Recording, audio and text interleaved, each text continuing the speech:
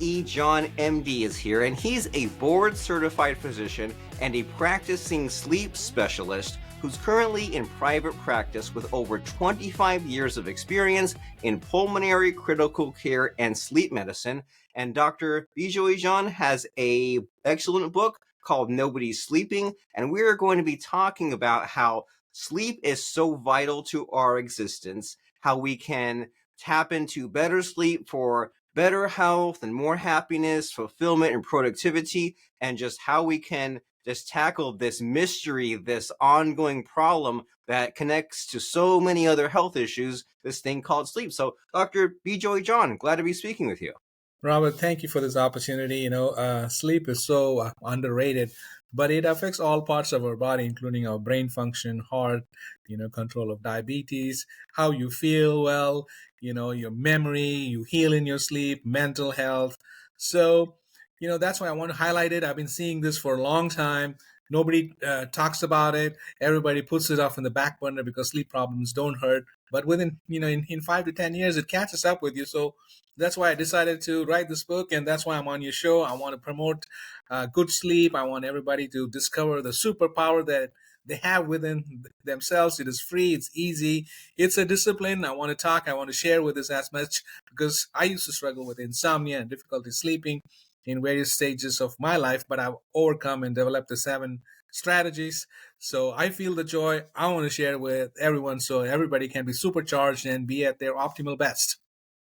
Yes, let's do that. Let's unlock those sleep superpower secrets. And I can definitely relate to this. Like teenage years, high school, early 20s, I definitely got way less sleep than I wanted to. I'd be up late and up early doing some assignment. I would do all-nighters thinking like, oh man, I'm just packing so much into every week. But then the following couple of days, I would just not feel very good. And then now that I'm in more like late 30s and I'm a dad, I take sleep a lot more seriously. I love waking up early when no one else is awake so I can use those quiet hours and get things done. But I know that in order to do that, I have to go to sleep early and I have to have this sort of sleep routine and know my own body, know what hours work for me, what environment, what sleep position, and winding down and staying off the phone late at night and getting exercise and all those other things. So that way I don't have the sleep debt, and that way I don't have the other health issues, which, as you said, like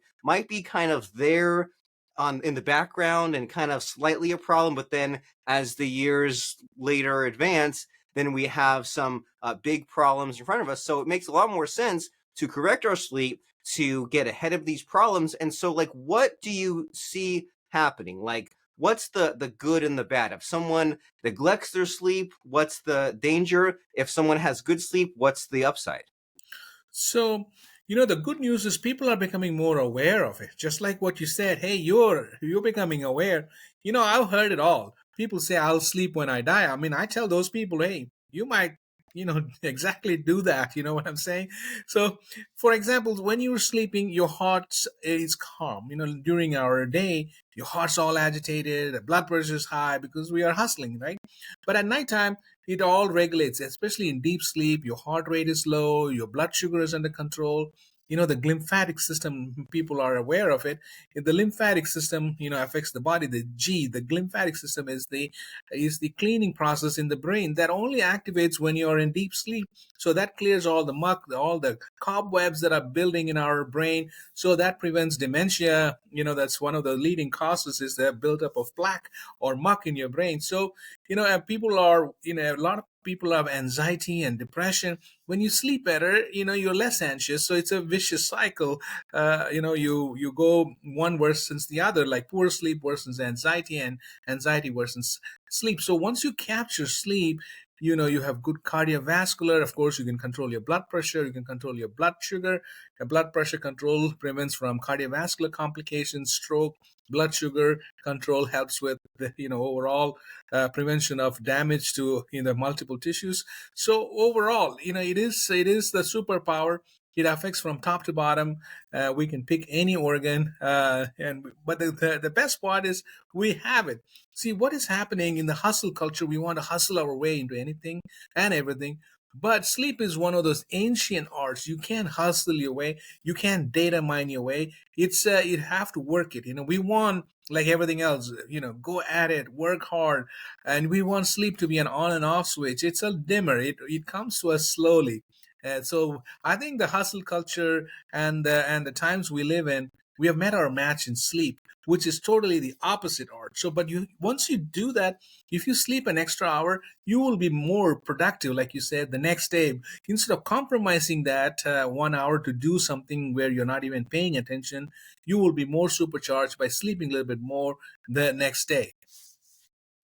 Well, wonderful. And as far as like using sleep as a tool, sometimes I've found myself in this anxiety situation you discussed, or if I had like an important meeting coming up, and I'll just like sometimes find 20 or 40 minutes in the middle of the day just to sleep and recharge and feel a lot better. And like I used to kind of feel bad on myself about this, right? I told myself I was like wasting time or I was being lazy, but sometimes with this like strategic sleep, there's this amount of like slowing down to speed up, like kind of being smarter about your time and getting your rest.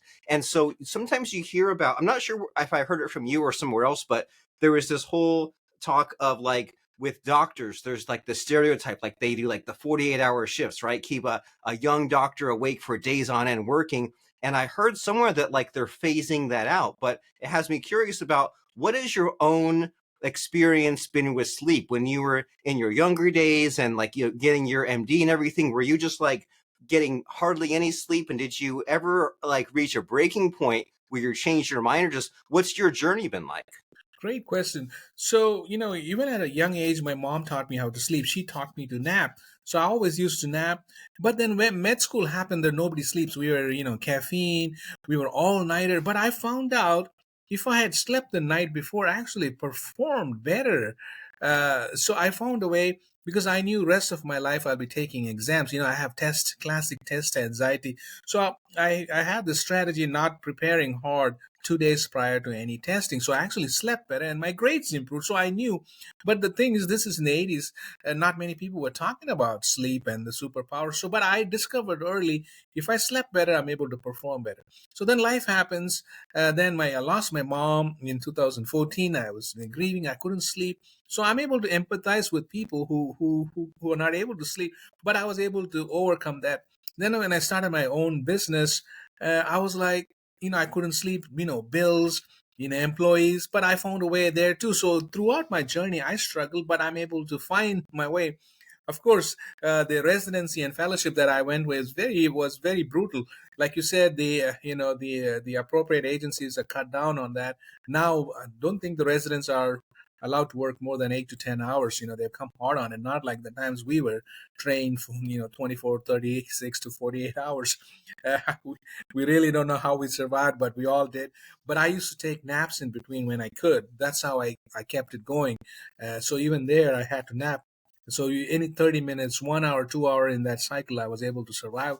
So in my own journey, I was able to. Then I practiced, sleep medicine completely. My background was it's an intensive care unit doctor where I stayed up for long hours. But then I decided to move and start my own practice. Then I'm seeing many people suffer with this problem. So that's why I said, I have found out perfected the art of using 25 years of my experience. So that's why I decided to write this book, and that's why I'm able to share with other people because I've been there. I know how it is to not feel well without less sleep, and also feel really well, supercharged when you sleep well. So we want that. We want to use sleep to recharge, and we want to wake up feeling great, not that terrible feeling of when you take a nap or you sleep and you wake up even more tired than when you fell asleep. And so let's learn some sleep secrets. You said you have like the seven really great tips. And so what excites you about sleep, and like just what should we know? What have you discovered in these 25 years? So the seven sleep strategies. My daughter said, "Hey, she's in law school." She said, "Dad, everybody needs an acronym." So your viewers, you're listening, can write down this acronym. It's called Sleep Now. SLEEPNOW. So the first S is schedule. For any plan to succeed, we need to have a schedule. I tell people to sleep between 10 p.m. and 6 a.m. Roughly, you can be 10:30 or 6:30. That's what I do in my life. So important point here: if you're going to bed at 10 and cannot sleep till midnight, Make sure you don't go to bed earlier, meaning, excuse me, meaning 9 o'clock. Now you're suffering 3 hours. So I tell people to try to go to sleep when you fell asleep. If you fell asleep at 11:30 p.m., make sure you go there, right? Go to bed around that time, but make sure you wake up at 6 a.m. So that's the schedule. So next is the L in the acronym: low light, low noise, low temperature. Melatonin, the hormone that puts us to sleep, is only secreted in lower temperature and low light. So very important. So the next E is the big thing: electronics. Ever since COVID, work came home, and work came home, and then you take your work to your bedroom. So when you open your phone or your devices, the light from the phone is telling your brain it's still daytime, melatonin is not going to secrete, right? And remember that. So I tell people to keep your phone away from you. I keep my phone in my bathroom. I set an alarm for 6 or 6:30. So even in the middle of the night, if you wake up to something, you are tempted to pick up the phone and you look up, oh my God, it's 3 o'clock. Oh my God, it's only 3 o'clock. Then there's some notifications and the light, you're done. So remove your phone and keep it away. It'll be great. So the next E is no to exercise at least 4 hours prior to going to sleep. When you exercise, you release endorphins and also steroids. These are stimulants which prevent you from falling asleep, and also you increase your core body temperature. Remember, you have to have melatonin for it to be optimally secreted. Your body temperature should be low. So if you have to exercise, exercise in the morning. But if you really have to exercise in the evening, try to exercise at least 4 hours prior to going to sleep. So then moving along in the acronym is P, power off your mind. How do you power off your mind? You have to give your body a chance. Remember, you are not exercising, you don't have your phone. And then on top of that, I teach two techniques called vivid imagination and yogic sleep. Vivid imagination is a technique where in bed you don't want to use reality. I tell people, if you watch the show, try to think about the show. You become the producer of that show, and then you started thinking about along that lines, not about the bills and all the other reality, right? So, and I've been using this technique for 30 years. Every day I lay down in my bed, I start thinking about the show that I watched, and I'm gone, or the golf ball I'm going to hit, the strategy. So I'm not thinking about my problems. And then the yogic sleep is very simple. You lay on your back with your palms up and look towards the ceiling and start focusing on different parts of the body, starting from your head, your chest, and the leg muscles. It's called yoga nidra. So, but remember, you have to give you a chance. You can't just come and do this. You're giving the chance. So the next is NO in the acronym, no to worries. I tell people to worry between 6 p.m. and 8 p.m. We all worry. We know we are all humans. So, but don't worry in bed. Worry outside the bed, in another room, and be done. If you can resolve the problems, write it down. So that's the no to worries. And then the last one is win by losing. So the acronym is WNOW. So win by losing is meaning you can hustle, you have to keep it simple, leave your everything outside. So I tell people, when you enter the bedroom, it should be like the TSA screener: no phones. If you're carrying your phone, beep. If you're carrying your worries, beep. So you got to leave it all out and then take it easy. That's my Sleep Now acronym. I've perfected it. I've implemented it in several people, hundreds of people, including myself, my family, and all my patients who come. So they are happy. The first 2 weeks are hard. And I also have a Sleep Now course on my website for people to take. So that's all the things that's helping people.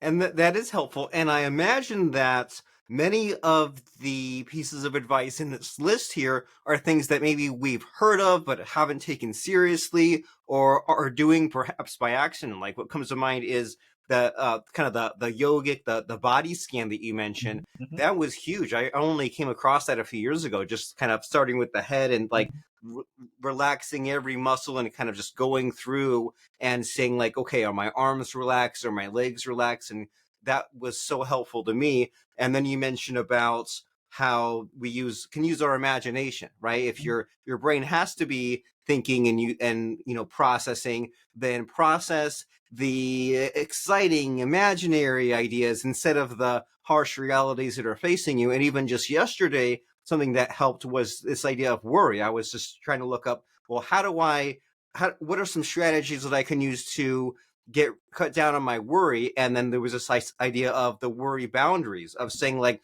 okay, well, if you're going to worry, just worry between 6 and 7 p.m. in this specific room of your house and write down what you're worried about and what you'll do. That way you send the message to your brain that you are taking the worry seriously, and then it can just be dealt with over in that space and not while you're winding down for bed. So this is all very helpful to think about and to do. And so I imagine it's safe to say that there's some amount of momentum here, right? You talked about how it might take 2 weeks for this to go into place. And so momentum is good and bad, right? It's bad because when someone is trying to fix their broken sleep, it might take a while to get there. But once they have these habits in place, then you can always slip back. But it's like once it's there, once they pick up speed and once they kind of figure out all the things in your acronym to apply, then that's like their lifestyle moving forward. Then it's like it's harder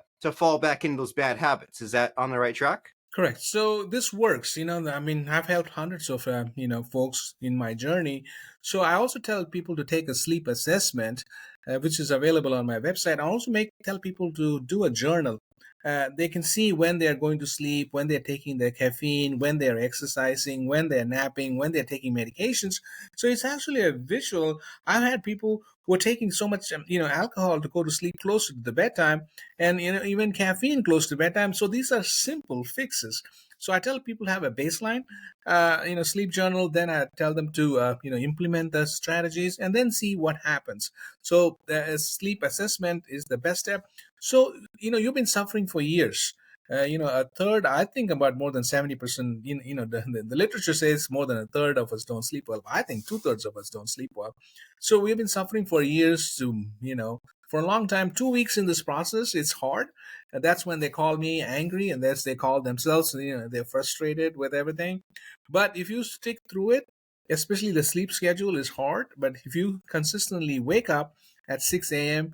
and then once the sleep schedule is established, you will love it. And by the fourth week, they're fine. And I usually see everybody right in the middle after a month. They're like, Dr. John, this is awesome. It's working. It takes a little bit time and discipline. It will work because I've seen it work.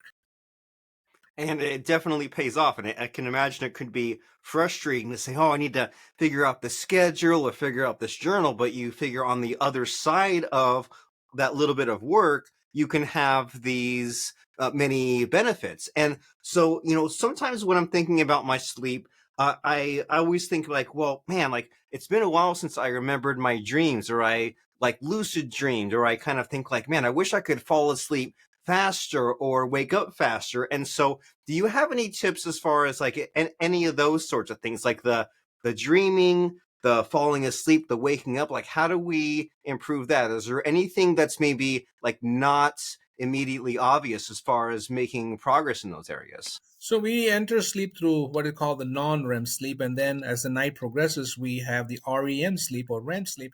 We dream in all stages of sleep, but there's more dreams in REM sleep. So those are more vivid, like the imaginary, the transient, like a vapor-like sleep happens earlier in the night, and also the earlier you go to bed, there are more chances for you to have those pleasant dreams. Most of the dreams in the REM a little more vivid. You don't want a lot of it. We also heal with our dreams. So that's why I tell people to go to bed a little bit early, not past, because you are compromising on that nice sweet dreams which happens in the earlier part of the night.